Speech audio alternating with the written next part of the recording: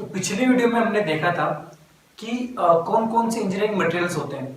आज के इस वीडियो में हम लोग बात करेंगे कि जो मटेरियल्स होते हैं उनकी क्या क्या प्रॉपर्टी होती है। ठीक है, इससे पहले अगर आप हमारे चैनल पर नए हैं, मैकेनिकल इंजीनियरिंग के स्टूडेंट हैं, तो चैनल को लाइक कर लो, सब्सक्राइब कर लो और नोटिफिकेशन बेल भी दबा दो कि आपको लेटेस्ट वीडियोस मिलते रहें। ओके, सो आज के इस वीडियो में हम लोग जो बात करेंगे मैकेनिकल प्रॉपर्टीज ऑफ मटेरियल। ठीक है, कि मान लो ये मटेरियल है, तो मैकेनिकल प्रॉपर्टीज ऑफ मटेरियल का मतलब क्या है कि जो मटेरियल है वो जब इसके ऊपर हम लोड अप्लाई करेंगे, जब एनर्जी अप्लाई करेंगे, तो ये किस टाइप से बिहेव करेगा। मतलब जब हम उस पे एप्लीकेशन ऑफ मैकेनिकल फोर्स या एनर्जी लगाते हैं तो वो मटेरियल किस टाइप से बिहेव करेगा, उसका जो बिहेवियर है, अलग अलग बिहेवियर को हमने अलग अलग नाम दे दिए, उन्हीं को हमने मैकेनिकल प्रॉपर्टीज बोला। अब तो कैसे हम लोग मैकेनिकल प्रॉपर्टीज को डिफाइन कर सकते हैं कि हम अगर किसी मटेरियल पर एप्लीकेशन ऑफ लोड लगाएं और उस लोड के करस्पॉन्डिंग वो कैसा बिहेव करता है, उसको हमने उसकी एक पर्टिकुलर प्रॉपर्टी का नाम दे दिया। ठीक है, तो पहली जो प्रॉपर्टी हमारी वो होती है स्ट्रेंथ। स्ट्रेंथ आप सब जानते हैं, बहुत ताकतवर व्यक्ति है, बहुत ताकतवर व्यक्ति है, तो स्ट्रेंथ मतलब क्या है, ताकत है। ठीक है, तो maximum value of stress which a material can sustain without failure. मतलब एक मटेरियल को तोड़ने के लिए उसको जितनी स्ट्रेस देना पड़ेगी वो उसकी स्ट्रेंथ है। ठीक है, मतलब एक मटेरियल को ब्रेक करने में इतनी स्ट्रेस लगाना पड़ रहा है, मतलब इसको मुझे अगर तोड़ना है तो इसको मुझे इतनी ताकत लगाना पड़ रही है, वो मेरी क्या है, स्ट्रेंथ हो गई। मतलब एक मटेरियल को टूटने में, ब्रेक होने में कितना मुझे उसके अंदर लोड लगाना पड़ रहा है, वो उसकी स्ट्रेंथ हो गई। राइट, दूसरा जो है मेरा वो है हार्डनेस। अब हार्डनेस क्या होती है, देखिए हार्डनेस कई लोग को पता नहीं लगता स्ट्रेंथ और हार्डनेस में क्या डिफरेंस है। तो स्ट्रेंथ तो एक ऐसी प्रॉपर्टी, इसमें आप देखते हो कि कितनी ताकत है, कितना स्ट्रेस के अंदर वो टूट जाएगा। हार्डनेस क्या है, अगर मान लो कोई आपके पास ये स्पेसिमेन है, तो अब अगर आपको the property of material resist penetration, अगर आपको इसके अंदर खड्डा करना है, यहाँ पर खड्डा करना है, स्केच करना है, तो अगर आप यहाँ पर मान लो कोई डायमंड शेप का आप कुछ यूज करते हो, डायमंड यूज कर रहे हो या फिर आप स्टील का रोलर यूज कर रहे हो और इसको प्रेस कर रहे हो, तो अगर आप इस पे लोड लगा रहे हो इस डायमंड शेप के कोन पर, लेकिन उसके बाद अगर यहाँ पर स्क्रैच नहीं आ रहा है, इसका मतलब उसकी हार्डनेस बहुत ज्यादा है। और अगर कम लोड पे ही खड्डा हो जाता है, इसकी हार्डनेस बहुत कम है। तो the property of material resist the penetration, जितना ज्यादा पेनिट्रेशन को रेजिस्ट करेगी कोई मटेरियल की सरफेस, वो उतनी ज्यादा हार्ड होगी। तो हार्डनेस जो है वो एक्चुअली सरफेस की प्रॉपर्टी है कि वो कितना रेजिस्ट कर रही है पेनिट्रेशन को। स्ट्रेंथ क्या है कि वो मटेरियल को टूटने से पहले कितनी स्ट्रेस वो सहन कर सकती है। तीसरी प्रॉपर्टी आती है हमारी, वो होती है इलास्टिसिटी। अब इलास्टिसिटी क्या होती है, बहुत सिंपल है। देखिए ये जो है मास्क है, कोरोना काल चल रहा है, मास्क लेके हम बैठे, तो अगर मैं इसको लोड लगाता हूँ इस पे और वापस इसको रिलीज कर देता हूँ, तो वापस अपने इनिशियल कंडीशन पे आ गया। मतलब अगर मैं किसी मटेरियल के ऊपर फोर्स अप्लाई करता हूँ और जब फोर्स, तो उसके अंदर कोई डिफॉर्मेशन होगा, और जब मैं उसके अंदर से फोर्स को वापस से क्या करूंगा, रिलीज कर दूंगा, तो अपने इनिशियल कंडीशन पे आ जाए, तो वो क्या है हमारी इलास्टिसिटी। मतलब the property of material by which it return to its original shape after removing the load. जब मैं लोड रिमूव कर दूंगा तो वापस वो अपने इनिशियल कंडीशन पे आ जाए। इनिशियल मान लो ये कंडीशन थी, मैंने लोड लगाया वो ऐसा हो गया, और जब मैंने लोड रिमूव किया तो वापस से ऐसा हो गया। तो ये जो मैकेनिकल प्रॉपर्टी, ये प्रॉपर्टी शो करता है, उसको बोलते हैं elasticity. Now talk about plasticity. वही अगर मैं इस पे लोड लगाता हूं, अगर मैंने इस पे लोड लगाया, इस इलास्टिक पर मैंने इतना लोड लगाया कि अब जब इसको मैं रिमूव करता हूं तो वापस से ओरिजिनल शेप में ना आ पाए, तो वो क्या हो गई, प्लास्टिसिटी। मतलब इलास्टिसिटी में क्या था कि लोड अप्लाई कर रहा हूँ, रिमूव कर रहा हूँ, तो वापस ओरिजिनल कंडीशन में आ गया। यहाँ पर हमने लोड अप्लाई किया और वापस से रिलीज किया, तो वापस से मटेरियल अपनी ओरिजिनल स्थिति में नहीं आ पाया। ठीक है, उसको मैं बोलता हूँ प्लास्टिसिटी। मतलब material take permanent deformation, material के अंदर परमानेंट डिफॉर्मेशन हो जाएगा लोड को हटाने के बाद भी। जैसे कि मान लो यहाँ पर ये 100 mm की लेंथ थी इसकी, अगर मैंने इसको लोड लगाया, ये मान लो लोड के टाइम पे मेरा 110 हो गया, लेकिन जब मैंने लोड रिमूव किया तो भी 105 हो गया, 5 mm बढ़ गया है, वापस से अपने ओरिजिनल कंडीशन में नहीं जा पाया है, इसके अंदर परमानेंट प्लास्टिक डिफॉर्मेशन हो गया है, उसी को बोलता हूं मैं प्लास्टिसिटी।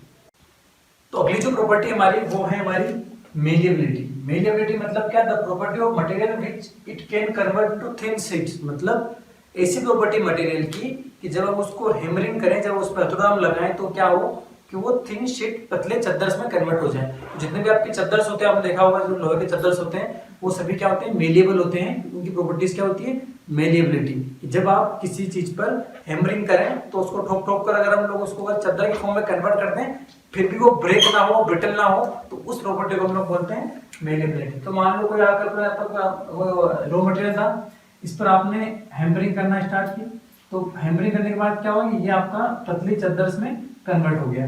तो वही की द प्रॉपर्टी ऑफ मटेरियल जो कि कन्वर्ट हो जाए थिन शीट्स में बिना फ्रैक्चर के, इट इज कॉल्ड मेलिएबिलिटी।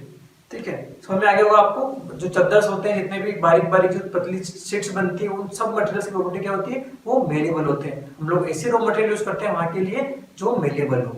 अगली जो प्रॉपर्टी है वो है डक्टिलिटी।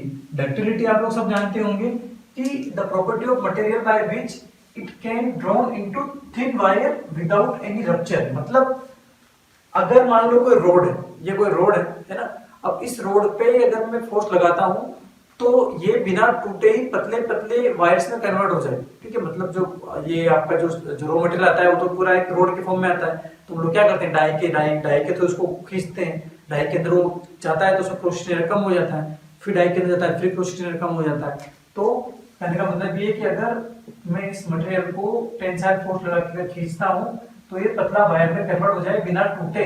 इस प्रॉपर्टी को क्या बोलता हूँ मैं, ductility. It can drawn into thin wire without any rupture. बिना टूटे अगर ये पतले वायर्स में कन्वर्ट हो जाता है तो वो प्रॉपर्टी उसकी कहलाती है डक्टिलिटी। आई होप आपको समझ में आ गई होगी। अगली प्रॉपर्टी जो है वो है ब्रिटलनेस। ब्रिटलनेस कई बार आपने नाम सुना होगा, आज हम लोग उसको समझ ही लेते हैं ब्रिटलनेस क्या है।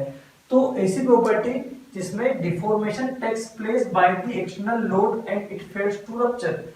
कि अगर आप एक्सटर्नल फोर्स लगाओगे तो उसके अंदर कोई डिफॉर्मेशन नहीं होगा, इसके अंदर नो डिफॉर्मेशन, कोई भी डिफॉर्मेशन नहीं होगा। अगर मान लो आपने इसके ऊपर फोर्स लगाया तो इसके अंदर कोई भी प्लास्टिक डिफॉर्मेशन नहीं होगा, लेकिन ये चीज टूट जाएगी, तो उसको बोलता हूँ ब्रिटलनेस। उसका एग्जांपल है, सपोज ये जो है ये मान लो ग्लास है। अब ये ग्लास है, इस ग्लास को मैंने अगर फोर्स लगाता हूँ तो नहीं टूट रहा, लेकिन अब भी अगर मैं इसको ज्यादा फोर्स लगाता हूँ तो ये बिना प्लास्टिक लिमिट आई टूट जाएगा, या मैं इसको नीचे गिरा देता हूँ तो अपने आप टूट जाएगा बिना कोई प्लास्टिक के डिफॉर्म हुए। तो जिसके अंदर नो डिफॉर्मेशन होता है लेकिन वो चीज ब्रेक हो जाती है बिना प्लास्टिक डिफॉर्मेशन हुए, उसको बोलता हूं मैं ब्रिटलनेस। अगली जो प्रॉपर्टी है मेरी वो है टफनेस। और ब्रिटलनेस का एग्जांपल ये था, आपने यहाँ पर लोड लगाया, मान लो लोड लगाया, आपने लोड अप्लाई किया तो ये लोड सहता जा रहा है और फिर एक समय यहाँ से ये ब्रेक हो गया बिना कोई ज्यादा डिफॉर्मेशन में। आपको बताया था मैंने कि अगर लेस देन 5% डिफॉर्मेशन होता है तो वो होते हैं ब्रिटल मटेरियल्स, और अगर इनोवेशन मोर देन 5% होता है तो वो होते हैं डक्टाइल मटेरियल्स। तो 5% से कम होगा यहाँ पर, जब ये टूटेगा तो ये कुछ ऐसा आपको स्ट्रक्चर मिलेगी। एग्जांपल है ग्लास का, ग्लास एक ब्रिटल मटेरियल है, उसकी स्ट्रक्चर अमोर्फस है। अगला जो आपका प्रॉपर्टी है वो है टफनेस। टफनेस क्या, ये एबिलिटी है मटेरियल की withstand both the plastic and elastic deformation. Plastic और इलास्टिक डिफॉर्मेशन दोनों को ही सह जाए फिर भी वो ना टूटे। मतलब आपने मटेरियल फोर्स अप्लाई किया, उस समय में उसने अपना परमानेंट डिफॉर्मेशन हो गया, मतलब इलास्टिक लिमिट क्रॉस कर ली, और लोड अप्लाई किया, प्लास्टिक डिफॉर्मेशन भी हो गया, लेकिन वो मटेरियल टूटा नहीं है। तो ऐसी प्रॉपर्टी जिसके अंदर मटेरियल प्लास्टिक इलास्टिक डिफॉर्मेशन होने के बाद भी टूटता नहीं है, वो जो प्रॉपर्टी है वो टफनेस कहलाती है। जितनी ज्यादा उसकी टफनेस होगी उतनी ज्यादा उसकी लोड बेयरिंग कैपेसिटी ज्यादा होगी, उतना वो सडन लोड में टूटेगा नहीं। और जितने भी मटेरियल्स होते हैं जहां पर हम लोग चाहते हैं कि मान लो जहां पर शॉक आते हैं, लोड आते हैं, तो उनकी सबकी टफनेस अच्छे होना चाहिए। अगर टफनेस अच्छी होगी तो मटेरियल सडन ब्रेक में, सडन लोड में एकदम से टूटेगा नहीं। तो नेक्स्ट जो हमारी प्रॉपर्टी है वो है फैटिग। फैटिग क्या होता है, तो जब मटेरियल को हम लोग क्या करते हैं, फ्लक्चुएटिंग लोड या साइक्लिक लोड लगाते हैं, तो कुछ समय बाद क्या होता है कि अपने यील्ड पॉइंट से पहले ही फेल हो जाता है। इसको कैसे आप समझेंगे, सपोज कोई मान लो यहाँ पर ये बेल्ट सिस्टम है, पुली बेल्ट सिस्टम, ये बेल्ट चल रही है, ये बेल्ट से जा रही है, तो जब बेल्ट यहाँ आती है तो क्या होता है, हम देखते हैं इस बेल्ट को हम खींच रहे हैं तो यहाँ पर क्या वो लगा है, टेंसाइल फोर्स लग रहा है, ठीक है। और जब ये यहाँ जा रही है तो इसको दबा रहे हैं, तो यहाँ पे क्या लग रहा है, कंप्रेसिव फोर्स लग रहा है। तो लगातार यहाँ पर अपोजिट फोर्सेस लग रहे हैं, tensile compressive, tensile compressive, tensile compressive, मतलब फ्लक्चुएटिंग लोड लग रहे हैं, और रिपीटेटिव लोड और फ्लक्चुएटिंग लोड लगातार लग रहे हो, चाहे अपोजिट फोर्सेस लग रहे हो।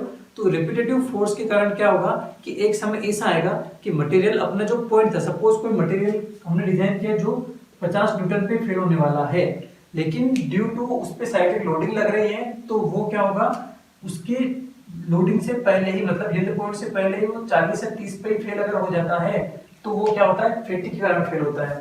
तो जब मटेरियल रिपीटेटिंग लोडिंग और फ्लक्चुएटिंग लोड लगता है तो मटेरियल क्या होता है, यील्ड पॉइंट से पहले ही फेल हो जाता है, उसको हम लोग फैटिग बोलते हैं। काफी लोगों को डाउट रहता है, फैटिग आपको क्लियर हो गया होगा कि रिपीटेटिव अगर साइक्लिक लोडिंग लग रही है तो मटेरियल अपने यील्ड पॉइंट से पहले अगर फेल हो जाता है, मतलब जिस पॉइंट तक जिस लोड के लिए उस मटेरियल को मैंने डिजाइन किया था उस लोड से पहले वो ब्रेक हो गया। क्यों हुआ, क्योंकि उस पर लगातार साइक्लिक लोडिंग है। और ऐसी बहुत सारी जगह, मान लो बाल बेरिंग है, ऐसी जगहों पे जगह यहाँ पर टेंसाइल कंप्रेसिव या मान लो ये है यहाँ पर 5 न्यूटन का लोड, फिर 10 न्यूटन का लोड आ रहा है, फिर 5 फिर 10 5 फिर 10, तो क्या हो रहा है कि मटेरियल को भी समझ नहीं पड़ रहा है क्या हो गया है, लगातार वेरी कर रहा है ना, वो कंफ्यूज हो जाती है उसकी बॉडी।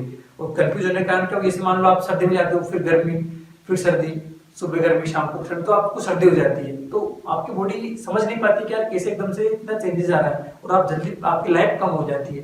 तो सिमिलरली फटीग भी वही चीज है, ठीक है। अगला जो पॉइंट है आपका वो है क्रीप। अब क्रीप भी काफी ज्यादा लोग कंफ्यूज रहते हैं। तो क्रीप क्या है, slow and progressive deformation of material with respect to time, मतलब धीरे धीरे समय के साथ किसी चीज का खत्म होना, वो है क्रीप। मतलब आपकी एज है, आप अभी आप 5 साल के, 10 15 साल, 60 साल, 70 साल के, आप बूढ़े हो जाओगे और धीरे धीरे आप खत्म हो जाओगे। वैसे ही हर मटेरियल की कुछ ना कुछ एक लाइफ होती है, ठीक है। तो अगर मान लो कोई कार है, अब कार मान लो कोई खड़ी भी है यहाँ पर, मान लो कोई 4 व्हीलर गाड़ी है, ठीक है, अभी यहाँ पर खड़ी भी है, लेकिन इसके दो जो व्हील्स हैं, अब खड़े खड़े भी इस व्हील्स पे इस गाड़ी का लोड तो आ रहा है ना, खड़े खड़े ही इस गाड़ी पर इस गाड़ी का जो वेट है उसका पूरा वेट पड़ रहा है टायर पे। तो टायर पड़े पड़े कई बार क्या होते हैं, पंचर हो जाते हैं, खराब हो जाते हैं, या कई बार आपके पलंग है, जो भी चीज है, मशीन है, वो पड़े पड़े ही क्या होता है, ओवर द टाइम वो खत्म होते चली जाती है। तो slow and progressive deformation of material, धीरे धीरे किसी मटेरियल का बिल्डिंग है वो धीरे धीरे अपने आप खराब हो जाती है, 20-30 साल में आपको मेंटेनेंस करना पड़ता है। तो slow and progressive deformation of material समय के साथ में, उसको मैं बोलता हूँ क्रीप, है ना। इसमें अपन कोई एक्सटर्नल लोड अप्लाई नहीं कर रहे हैं कि लोड अप्लाई कर रहे तो डिफॉर्मेशन आ रहा है, वो चीज पड़े पड़े उसके अंदर डिफॉर्मेशन आ रहा है, वो है क्रीप। अगला जो हमारा है वो है स्टिफनेस, या उसको कई बार हम लोग रिजिडिटी भी बोलते हैं कि कोई चीज ना रिजिड है या कितनी स्टिफ है। तो ये क्या होता है, the resistance of a material to elastic deformation on deflection is called. जब हम लोग किसी मटेरियल पे डिफ्लेक्शन लाते हैं, जब किसी लोड लगा रहे हैं, तो वो इलास्टिक डिफॉर्मेशन का जो रजिस्ट करती है वो उसकी क्या है, रिजिडिटी या स्टिफनेस है। सपोज मेरे पास एल्यूमिनियम और स्टील दो बीम है, अगर मैं एल्यूमिनियम के इस पे लोड लगाता हूँ तो ज्यादा क्या होगा, ज्यादा टिल्ट हो जाएगा, लेकिन अगर मैं स्टील बार पे लोड लगाता हूँ तो कम टिल्ट होगी, कम डिफॉर्मेशन आएगा। इसका मतलब क्या है कि स्टिफनेस जो है स्टील की ज्यादा है, क्योंकि ज्यादा लोड पर भी इसके अंदर प्लास्टिक डिफॉर्मेशन, इलास्टिक डिफॉर्मेशन बहुत कम हुआ है, ठीक है। और इसमें कम लोड पे ही इलास्टिक डिफॉर्मेशन ज्यादा हो गया, मतलब जो ज्यादा रिजिड कौन है, ज्यादा स्टिफ कौन है, एल्यूमिनियम कम रिजिड है, स्टील ज्यादा रिजिड है। तो ये हो गया आपकी स्टिफनेस या रिजिडिटी। तो जो नेक्स्ट प्रॉपर्टी हमारी है वो है फ्लेक्सिबिलिटी। फ्लेक्सिबिलिटी मतलब क्या, हम बोलते हैं यार वो बहुत फ्लेक्सिबल है। आप घर में मान लो आपके मम्मी है बहुत फ्लेक्सिबल है, पापा थोड़ा रिजिड है, तो रिजिडिटी में बात कर लिया, पापा रिजिड है मतलब वो ज्यादा मानते नहीं है। फ्लेक्सिबल मतलब क्या हुआ कि जब ability of material to bend easily, किसी चीज को आप मटेरियल को आसानी से अगर बेंड कर पाए, है ना। घर में अगर आपको बात बनवानी है तो मम्मी थोड़ी सी फ्लेक्सिबल है, या वो फैकल्टी आपके कॉलेज में, तो वो फैकल्टी बहुत फ्लेक्सिबल है, आपको बोलेगा तो मान जाएंगे। मतलब क्या है, किसी मटेरियल को आप इजीली अगर बेंड कर पाओ तो वो क्या है, उसकी फ्लेक्सिबिलिटी होती है। जैसे मान लो कोई बीम है, इसको आपने इजीली क्या किया, डिफॉर्म कर दिया, तो ये हाई फ्लेक्सिबल है। स्प्रिंग हो गया आपकी, और स्प्रिंग क्या होती है, स्प्रिंग बहुत सॉफ्ट होती है, काफी फ्लेक्सिबल है, अगर आप थोड़ा सा लोड लगाओगे ये पूरी कंप्रेस हो जाएगी, और अगर रिलीज करोगे वापस से इसे आ जाएगी, तो उसको हम बोलते हैं फ्लेक्सिबिलिटी। नेक्स्ट आपकी रेजिलेंस। रेजिलेंस क्या होता है, तो the ability of material to absorb energy when it is deformed elastically. मतलब आप जब किसी मटेरियल को इलास्टिकली डिफॉर्म करो, जब आपने किसी मटेरियल को इलास्टिकली डिफॉर्म किया तो वो क्या करता है, अपनी एनर्जी को स्टोर करके रखता है, एब्सॉर्ब करता है एनर्जी को, और जब आप इसको क्या करो, रिलीज करो, तो वापस एनर्जी अपनी छोड़ देगा, है ना। तो ये जैसे आपका सस्पेंशन सिस्टम होते हैं गाड़ियों में, है ना, जैसे झटका आता है तो स्प्रिंग जो होती है आपका, जो होती है स्प्रिंग पर लोड ले लेती है, और वापस जैसे अनलोड करेंगे वापस से अपने ओरिजिनल कंडीशन में चली जाती है। तो जब जब इलास्टिकली को डिफॉर्मेशन आता है तो क्या करती है, अपनी एनर्जी को एब्जॉर्ब कर लेती है, और जब वापस रिलोड करते हैं तो वापस इनिशियल कंडीशन में चली जाती है। तो उसको क्या है, रेजिलियंस। जितना रेजिलियंस अच्छा होगा उतनी उसकी एनर्जी कैपेसिटी क्या होगी, एब्जॉर्ब एनर्जी की तो उतनी ज्यादा अच्छी होगी। तो जो स्ट्रेस स्ट्रेन कर्व था वहां पर जो इलास्टिक लिमिट था उसके पहले जो उसको मैं क्या बोल सकता हूँ, area under the stress strain curve before elastic point को मैं क्या बोल सकता हूँ, रेजिलियंस भी बोल सकता हूँ, जो आप नेक्स्ट लेक्चर में देखोगे कि कैसे स्ट्रेस स्ट्रेन कर्व बनाते हैं। अगली जो प्रॉपर्टी, मेरी आखिरी प्रॉपर्टी है मशीनेबिलिटी। इसका मतलब क्या है कि कोई भी मटेरियल अगर जितना ज्यादा मशीनेबिलिटी हाई है, इसका मतलब उसको आसानी से कट कर सकते हैं। मतलब the ability of material to be cut easily, हम किसी मटेरियल को आसानी से काट सकें, कुछ उसका मटेरियल रिमूव कर सकें, उसको अगर आसानी से कर पा रहे हैं मतलब उसकी मशीनेबिलिटी हाई है। और अगर हम उसको इजीली नहीं काट पा रहे हैं, इसका मतलब उसकी मशीनेबिलिटी क्या है, सही नहीं है। ठीक है, तो ये थे मैकेनिकल प्रॉपर्टीज मटेरियल्स की। आई होप आपको ये सभी समझ में आ गई होगी। अगर आपने अभी तक हमारा चैनल सब्सक्राइब नहीं किया है या ज्वाइन नहीं किया है तो आप आज ही अभी ज्वाइन कर लें, क्योंकि ऐसे बहुत सारे ऐसे वीडियोस जो आपको इंटरव्यूज में प्लस एग्जाम्स में जो इंपॉर्टेंट है वो सिंपल लैंग्वेजेस में हम लेके आ रहे हैं। प्लस कुछ हम लोग special interest group like additive manufacturing की भी आने वाले समय बात करेंगे। So like, subscribe and thank you.